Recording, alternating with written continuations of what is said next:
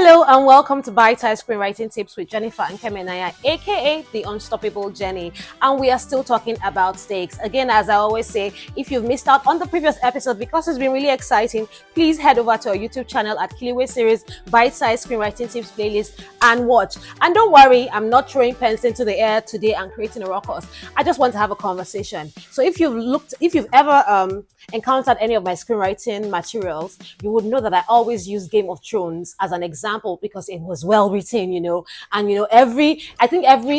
almost every screenwriting principle you want to teach, you can find it in a Game of Thrones script somewhere. So let's talk about stakes in Game of Thrones. The good thing about Game of Thrones is every character came inbuilt with their own stakes.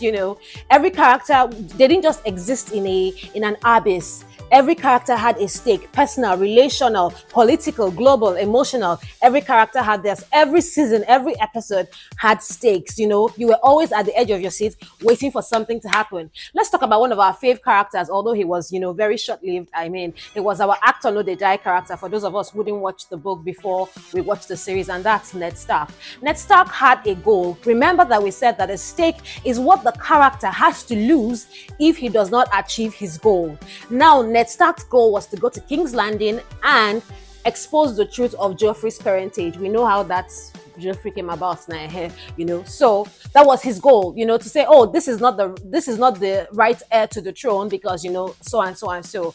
What did he have to lose? First, he had to lose his own pedigree. He had a lot to lose. Personally, he had to lose, he had his life. His life was at stake. I don't even think he realized just how much he had to lose at the point he was, engaging in political shenanigans way above his pay grade, actually.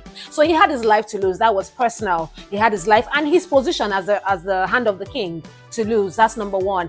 Number two, relational. He literally puts his daughter's lives and even the life of the king. He put all of those lives at stake because you know what? I do not think that Cersei Lannister would have orchestrated the death of the king that quickly if Ned Stark wasn't threatening to reveal the parentage of her